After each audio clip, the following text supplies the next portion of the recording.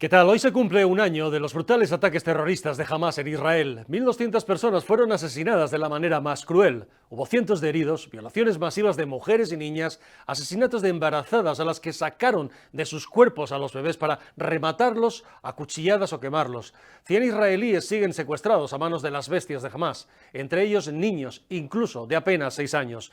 Decenas de niños fueron raptados y metidos en jaulas como animales para que los niños palestinos pudieran pegarles y humillarles.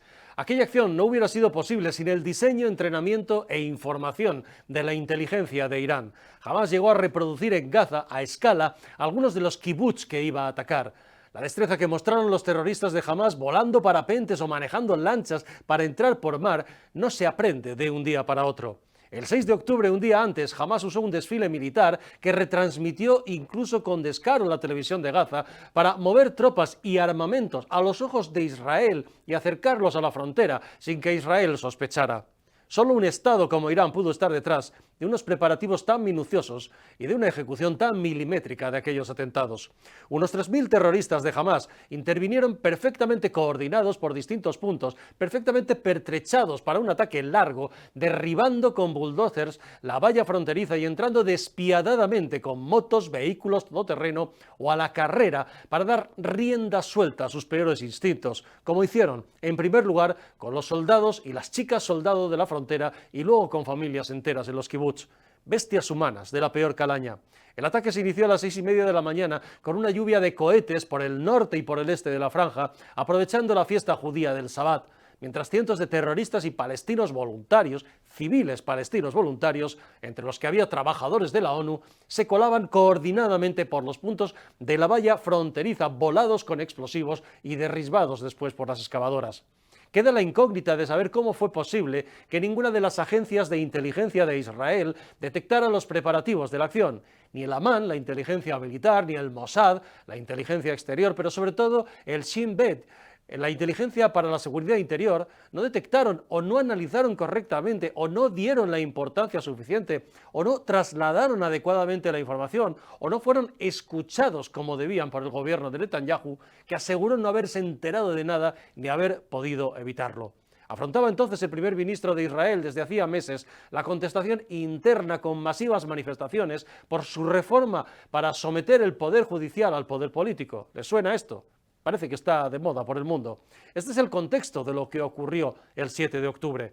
Pero atacada la nación, no hubo dudas en Israel, todos a una, pese a la presión interna sobre su opinión pública y la externa de la comunidad internacional. Israel ha actuado con determinación. Israel dejó claro desde el primer momento que la respuesta sería contundente y larga, como ha sido. Un año después, Israel ha eliminado a los líderes de Hamás, Ismail Haniyeh, y de Hezbollah, Hassan Nasrallah, y ha descabezado buena parte de sus cúpulas políticas y operativas. Ambas organizaciones terroristas están seriamente tocadas. Lo de hacerles explotar los Vipers o buscas de miles de terroristas en Líbano y Siria fue, permítanme la expresión, una verdadera virguería que llevó la psicosis y el pánico a sus zonas íntimas. Fue una alegría, la verdad, enorme verlos explotar en cualquier punto, por miserables.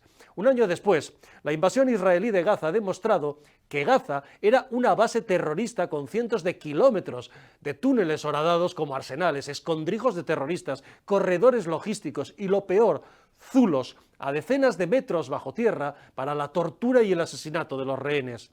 Israel ha demostrado, entrando a saco en Gaza, lo que viene diciendo desde hace años, que jamás usa a la población civil palestina como escudos humanos y que se ha parapetado en edificios residenciales, hospitales, escuelas y oficinas de supuestas ONGs y de la vergonzosa ONU. Así las cosas, los daños colaterales eran inevitables. Es lamentable ver, de todos modos, cómo medios de comunicación y gobiernos hacen suyas las cifras que da Hamás como si fuera una fuente independiente. Hasta la ONU, cómplice del terrorismo palestino, que lo es, las hizo suyas durante meses, hasta que reconoció hace poco que no tenía forma de contrastarlas. A nuestros compañeros periodistas, más propagandistas y activistas que otra cosa, se les olvida decir la fuente cada vez que hablan de víctimas o dicen eso de el Ministerio de Salud de Gaza, como si fuera el Ministerio de Salud, no sé, de Alemania o de Francia, siendo como es simplemente Hamás, una organización yihadista y terrorista. Leía el otro día el entusiasmo del corresponsal, por ejemplo, del País, diciendo sobre los soldados israelíes muertos en una emboscada en Líbano: entraron en vertical al Líbano y salieron en horizontal. Toda una muestra de gran profesionalidad. La propaganda terrorista de Hamás se ha convertido en una especie de productora de reality de terror. Hemos visto a las mismas personas haciendo varios papeles, varios personajes en vídeos propagandísticos, siempre con mucho tomate por encima, como si fuera sangre. Han hecho de muertos, de heridos, de padres dolientes, de médicos, de periodistas atacados, de trabajos humanitarios, de trabajadores humanitarios, y eran los mismos personajes. Hemos visto vídeos incluso de entierros de niños donde el niño milagrosamente resucitaba, abría la bolsa donde supuestamente yacía muerto y salía corriendo al sonar las alarmas de ataque aéreo. Hemos visto vídeos de morgues palestinas, pues donde los muertos estornudaban o se rascaban la cabeza o el pie dentro de las bolsas convenientemente pintadas de rojo. Miren, no minimizo a las víctimas palestinas de esta guerra. Nadie duda de que las hay, lamentablemente, y muchas. Ni a nadie medianamente humano puede dejar indiferente el sufrimiento de los civiles, especialmente de los niños. He vivido más de una guerra y nadie me va a explicar el horror que supone. Pero una guerra es una guerra y no la empezó Israel.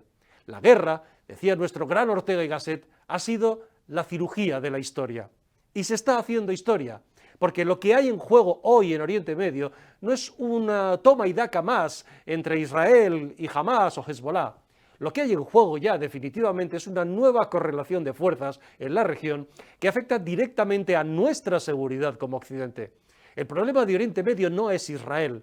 El problema de Oriente Medio es Irán, empeñados los ayatolás en desestabilizar la región y en evitar el acercamiento que se estaba produciendo y se está produciendo desde hace tiempo, y por eso hicieron e inspiraron los ataques del 7O desde Teherán entre Israel y Arabia Saudí, algunas monarquías del Golfo, Jordania, incluso Egipto, y no digamos Marruecos, aunque más alejada de la zona y siendo como son alawitas. Los países musulmanes suníes, no nos engañemos, más allá de las declaraciones formales en favor de los palestinos, etc., celebran ver cómo Israel ha liquidado a Haniyeh y a Nasrallah y se va cargando los satélites terroristas de Irán en Líbano, Gaza y Siria, incluidos los objetivos en la propia Irán o el Viper del Hezbollah que le explotó al embajador iraní en Beirut. Los países árabes de la zona, que no conforman el eje del mal de Irán con Rusia y algunos de los Emiratos, están en el fondo encantados y no saldrán a dar la cara por Irán si la guerra escala. Aunque sí están trabajando, por supuesto, con Estados Unidos y otros actores regionales en un alto el fuego para evitar el sufrimiento de los gazatíes. En la postura de los países árabes sobre los palestinos hay mucha hipocresía y este año de guerra ha servido para comprobarlo de nuevo. Ninguno de todos esos países árabes tan solidarios con los palestinos quiere saber nada de ellos porque saben que llevan décadas siendo un problema y no los quieren en sus propios países. Esta es la verdad. El muro de Gaza con Egipto es el más alto del mundo, frontera impenetrable. Los problemas del Líbano, que era un país rico y pacífico gobernado por la mayoría cristiana, comenzaron cuando el rey Hussein de Jordania, harto de la OLP y de Arafat, que quería derrocarle, le hizo la guerra a los palestinos en el septiembre negro del 70. Los masacró, mató al menos 3.500 y mandó al resto a todos los demás al Líbano para desgracia de aquel país. Aquello derivó en la guerra civil del Líbano como la que había tenido precisamente Jordania. Parece que este dato, por cierto, no se lo dieron al rey Felipe en su desafortunada visita de este fin de semana a Jordania, con discursos hechos por el gobierno de Pedro Sánchez y visitando instalaciones de la UNRWA, la agencia de la ONU para los refugiados palestinos, que debería ser disuelta. Porque en este año de guerra, Israel no solo ha desnudado la verdad de Gaza, y está desnudando la del Estado fallido que es Líbano, a merced de Teherán. Israel ha desnudado también a la ONU. Trabajadores humanitarios de la UNRWA en Gaza participaron directamente en los asesinatos y violaciones de mujeres y niñas del 7 de octubre.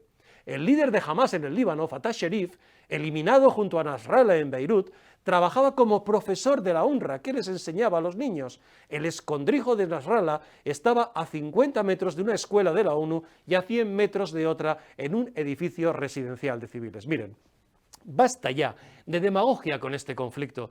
El primer problema real de los palestinos no es Israel, son ellos mismos. Durante décadas, con el terrorista Yasser Arafat al frente, los dirigentes de la OLP y luego la Autoridad Nacional Palestina, pasando por Fatah y demás, que se supone gobierna Cisjordania, se han dedicado a robar a su pueblo a manos llenas y a quedarse con los miles y miles de millones de dólares y euros que debían haberse invertido en el bienestar de los palestinos. Pero no les interesaba, lo que querían eran a los palestinos pobres e ignorantes. Los dirigentes palestinos han sido siempre, por décadas, unos ladrones, unos corruptos y unos golfos. Bill Clinton y Hillary Clinton, nada sospechosos de ser fachas o seguidores de Trump, han contado claramente cómo israelíes y palestinos llegaron a 2 acuerdos de paz con límites claros de sus territorios y cómo fue las 2 veces Yasser Arafat quien finalmente no se atrevió a firmar la paz porque les confesó lo matarían al volver a Ramallah. Esta es la verdad. 2 veces los palestinos se negaron a firmar la paz con Israel y sus fronteras, mientras siguió la rapiña de sus dirigentes en Cisjordania. Y cuando Israel abandonó Gaza, el otro territorio, hace 20 años, la franja era un vergel riquísimo, pero quedó en manos de Hamás. La organización terrorista se ha dedicado durante 20 años a lo mismo que los dirigentes palestinos de Cisjordania. En vez de invertir los miles y miles de millones de la ayuda internacional que les hemos mandado en el bienestar y en el progreso de su pueblo y en intentar conseguir la paz, se dedicaron a convertir Gaza en una base terrorista contra Israel y a hacer prisioneros a sus habitantes, convertidos en escudos humanos del terrorismo islamista. Si Arafat y los golfos de la OLP, el resto de organizaciones palestinas y la Autoridad Nacional Palestina, y si los terroristas de Hamás hubieran empleado todo el inmenso dinero que les hemos mandado desde Occidente durante décadas, los palestinos serían hoy el pueblo más rico del mundo. Pero no, el pueblo palestino y la causa palestina no han sido más que un enorme negocio para sus dirigentes y para toda esa ralea de ONGs falsas y políticos en Occidente, particularmente aquí en España, que viven del cuento y se llevan mucha pasta también con este asunto. La izquierda española y occidental no puede ser más tonta ni más sinvergüenza, ajenas al verdadero sufrimiento de los palestinos. Está rendida a ese eje del mal que suponen Irán con Rusia y los ricachones de Qatar, por ejemplo, financiando a talibanes y hutíes por el mundo. La izquierda española y occidental, ese batiburrillo woke en su antisemitismo, ha terminado haciendo suya la causa del islamismo radical y del terrorismo que siempre ha estado tras la llamada causa palestina y que representa ahora Hamás y Hezbollah. Los palestinos, con perdón, pues les importan, disculpen ustedes, una mierda. Quieren la aniquilación de Israel e imponer el Islam en Occidente, queramos verlo o no. Esa es la misión de Hezbollah y Hamás. La estupidez occidental lleva a ver a los del colectivo gay o trans manifestándose por Gaza e Irán, donde son pasados a cuchillo o tirados desde una azotea. ¿Se puede ser más tonto, más lelo o más ignorante? ¿Cuánto cobran de Rusia o de Irán los del rojerío español tipo Pablo Iglesias? De él ya sabemos que trabajó para la tele de Irán y que fue increíble vicepresidente del gobierno de España y que ahora tiene un medio como Canal Red que está al servicio de la desinformación rusa. No es el único, ni viene de ahora. ¿Qué tienen los de Izquierda Unida desde hace años, hermanados con dirigentes terroristas palestinos, como les hemos visto? ¿O qué tienen las niñatas y señoritingas burguesitas del neofeminismo histérico, como Irene Montero o Isa Serra, con todo ese entramado criminal que es la causa palestina? ¿Saben estas niñatas cómo tienen sometidas Hamás, Hezbollah o Irán a sus mujeres? ¿Por cuánto dinero dicen las cosas que dicen? Porque la izquierda española gratis no hace absolutamente nada. Israel es una democracia plena y un paraíso de tolerancia con los gays y los trans, y desde luego, para mujeres empoderadas, permítanme, como les gusta decir a ellas, esas chicas y mujeres del ejército de Israel a las que rindo desde aquí homenaje, que están en primera línea defendiendo a su país, algunas de las cuales fueron violadas brutalmente y después asesinadas por las hienas palestinas de Hamás, el 7O, incluida una chica española. Esta gentuza de la izquierda española de aquí no ha tenido en un año ni una sola palabra de condena. Las mujeres de Israel son para las feministas españolas mujeres de segunda categoría. Ya me gustaría ver a mí, a la pijita de Montero, a la pijita de Isa Serra, que no caben ahora de gozo pillando pasta como locas en Estrasburgo, de uniforme y empuñando un fusil defendiendo a su país. Israel está en guerra desde el 14 de mayo de 1948, día de su independencia. Todos los países árabes de su alrededor se la declararon unilateralmente y al unísono, con el objetivo abierto y no disimulado de liquidar el nuevo Estado. Israel no quiso la guerra, simplemente ha sido el más fuerte en las guerras que otros le han declarado. Que se joroben es su problema. Y por cierto, Majestad, don Felipe, el primero de ellos, el rey Hussein de Jordania, el padre de Abdalá con el que usted estuvo ayer. No sé si usted se refería a él cuando dijo eso de matar personas para modificar fronteras, o se refería a los sirios, o a los egipcios, o a los de Hamas, o a los de Irán, o a los de Hezbollah. Mire, Majestad, una cosa es que el gobierno le haga los discursos y otra que el gobierno comprometa su figura internacional en el fango sanchista de Álvarez. Ya sabe usted, Majestad, que España tiene el dudoso honor de haber sido felicitada por Hamas, Hezbollah, los hutíes y hasta los talibanes. Lo de este gobierno con la sangre, ya saben ustedes, pues es puro vicio. Léase, pues ETA, ahora van a cambiar presos de ETA sanguinarios por presupuestos, mientras Bildu va a decirles a la policía y a la Guardia Civil lo que tienen que hacer en la nueva ley de seguridad ciudadana. A esto hemos llegado moralmente en España.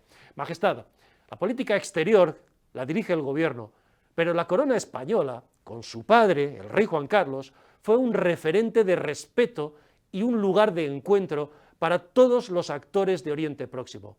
Así es la diplomacia española y así ha sido la diplomacia española durante décadas en aquella región. No se deje enfangar por Moncloa, Majestad. España era un referente en Oriente Próximo hasta el punto de organizar la Conferencia de Paz de Madrid con Felipe González. Ahora, con Sánchez, Majestad, Madrid ha quedado reducida, como se ha visto este fin de semana, a ser la sede de un congresito de Masar Badil, organización ligada al terrorismo palestino y que ha expandido su odio por nuestras calles este fin de semana. Desde Madrid, Majestad, se ha elogiado y exaltado este fin de semana los atentados del 7 de octubre y se ha reivindicado abiertamente aquella horrible matanza. Para esto ha quedado España, Majestad, para que nos feliciten los hutíes, los talibán, los de Hezbollah y los de Hamas. Pregunte, Majestad, de verdad a su padre, sin miedo al gobierno, que no pasa nada. Ustedes hablan más de lo que creemos. Lo sabemos. Sin los errores que cometió su padre, por supuesto, su experiencia es un enorme valor. Y si es posible, Majestad, y le da permiso Sánchez, tengo estos días algún detalle en este aniversario con Israel, en algún discurso, visitando la embajada de Israel sin complejos, o lo que se le ocurra a su nuevo jefe de la casa, para que quede bien claro que la mayoría de los españoles, con usted el primero al frente, no olvidamos a los 1.200 asesinados, a las mujeres y a las niñas violadas y a los secuestrados que están aún en manos de esas ratas.